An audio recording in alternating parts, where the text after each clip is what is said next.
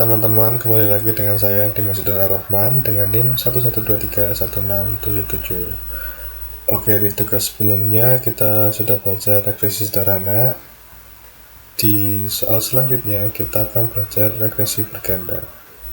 Persamaan regresi adalah persamaan matematika yang memungkinkan untuk meramalkan nilai-nilai suatu berubah tak bebas dependen dari nilai-nilai satu atau lebih berubah bebas independen.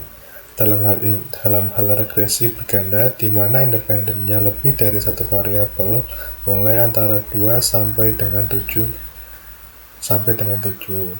Kalau melebihi 7 variabel independen, maka hasil ramalannya tidak akan efektif. Oleh karena itu, sebelum Anda mempelajari masalah regresi berganda, Anda harus menguasai dan memahami dahulu regresi sederhana. Karena kemarin kita sudah mengerjakan regresi sederhana, kita akan melanjutkan ke regresi berganda.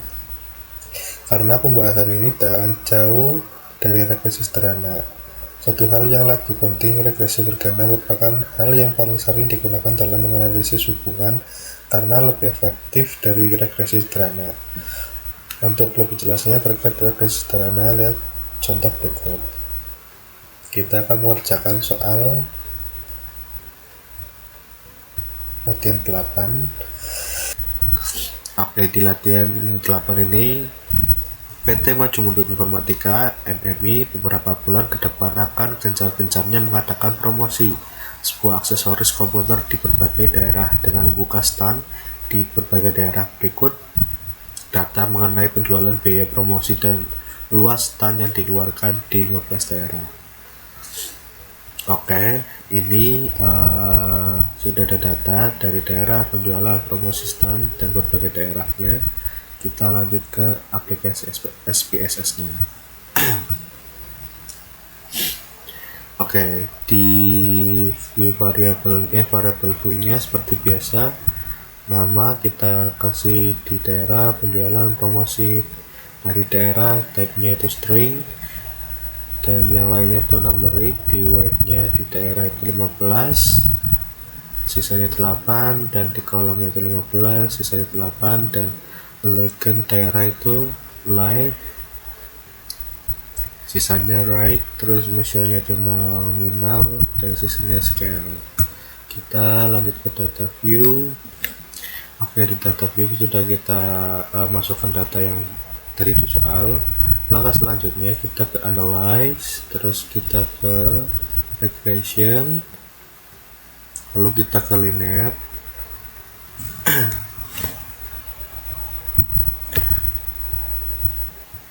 Lalu kita masukkan penjualan di independen, promosi kita masukkan ke independen, dan stand independen. Selanjutnya kita ke ini kita ke option, seperti ini formatnya. Lalu kita ke statistik. Di statistik kita klik sampai ke sini. Lalu kita oke, lalu kita ke plot.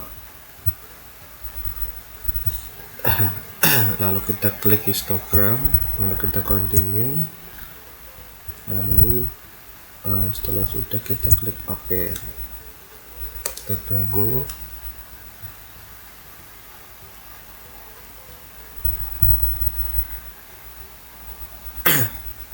Oke, di deskripsi statistik penjualan promosi stand, win-nya itu ada 246,40, dan standar deviasinya itu 41,113. Promosi win-nya itu 34,53, stand 187,93, standar deviation-nya itu 9,583. Terus di standar deviation-nya itu 38,087. Jadi min dari penjualan yang sudah kita sebut tadi 24 6,40 dengan deviasi standarnya itu 41,113, dan nilai correlationnya kita lihat, nilai correlation menunjukkan angka sebesar 0,898 antara penjualan dan promosi. Hal ini menunjukkan bahwa hubungan antara penjualan dan promosi adalah kuat. Nilai correlation menunjukkan angka sebesar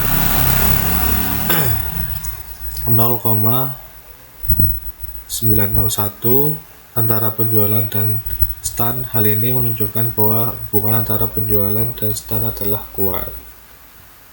Seperti itu teman-teman. Lalu kita lanjut lihat ke model summary, di mana kalau R menunjukkan angka koefisien korelasi yaitu sebesar 0,974.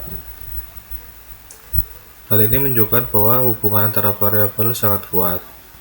Kalau R square menunjukkan 0,949 merupakan kuadrat dari nilai korelasi R square, juga disebut koefisien determinasi. Hal ini berarti bahwa promosi dan stand dapat menjelaskan penjualan sebesar 94,9%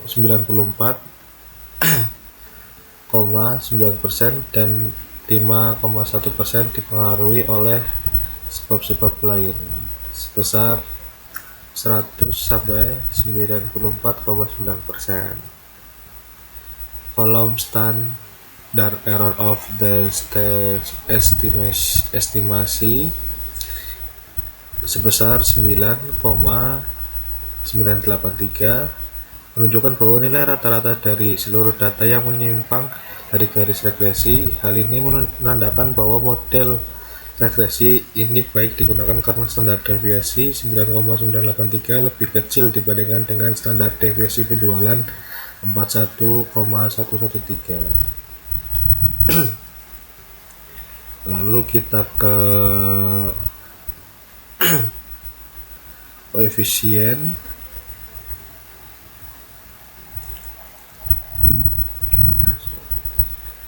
Nah, di sini persamaan garisnya yaitu Y sama dengan 0,60,768 plus 2,238 X1 plus 0,576 X2 dengan Y variabel penjualan, X1 variabel promosi, X2 variabel start. Nah, ini histogram dari dependent variabel penjualan seperti ini teman-teman. Oke, kita lanjut ke soal kedua. Oke teman-teman, kita lanjut ke soal nomor 2, yaitu suatu perusahaan tidak ada usia, income, sales person, dan pengalaman kerja sebagai sales. Perusahaan ini ingin membuat model regresi berganda untuk memprediksi income berdasarkan usia dan pengalaman kerja. Berikut dapat dilihat data di bawah ini.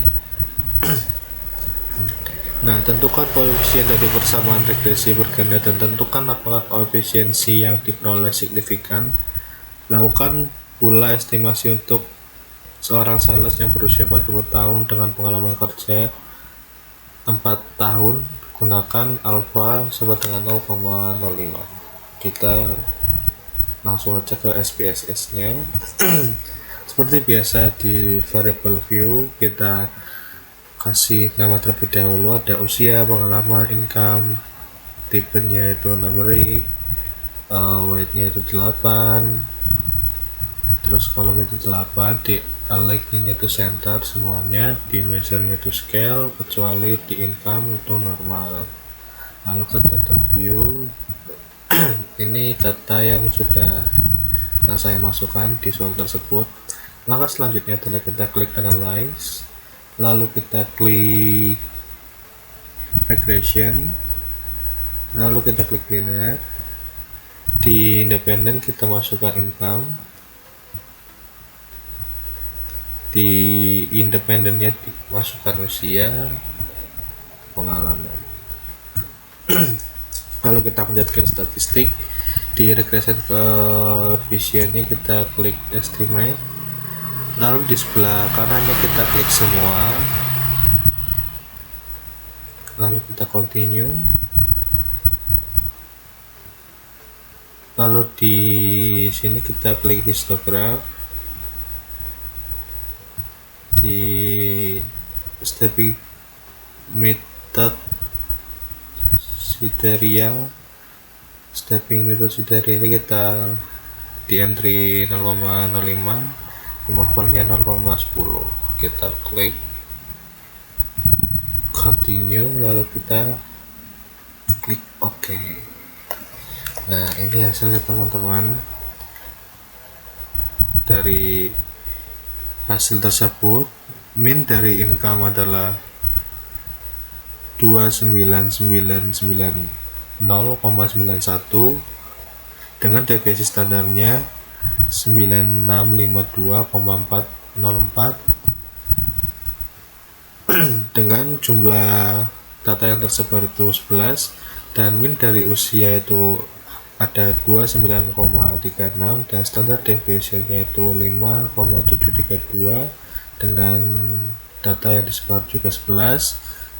Lalu min dari pengalaman itu ada 2,73 dan standar deviasinya itu 1,849 dan undangan dan data yang tersebar ada 11. Lalu kita lihat ke correlation. Nilai korelasi menunjukkan angka sebesar 0,897 antara income dan usia. Hal ini menunjukkan bahwa hubungan antara income dan usia adalah kuat. Nilai korelasi menunjukkan angka 0,79 antara income dan pengalaman. 0,719. Hal ini menunjukkan bahwa hubungan antara income dan pengalaman kerja sama kuat juga. Lalu kita geser ke bawah.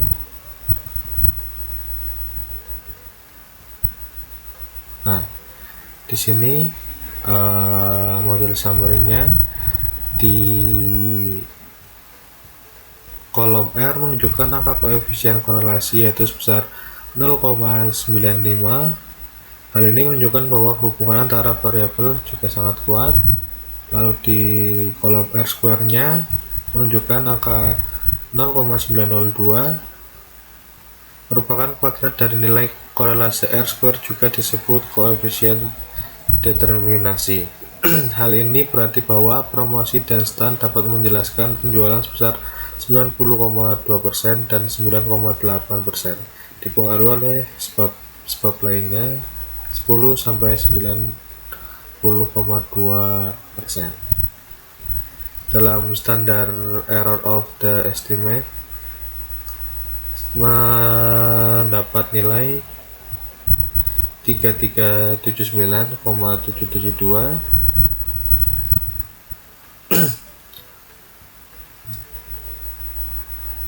menunjukkan bahwa nilai rata-rata dari seluruh data yang menyimpang dari garis regresi.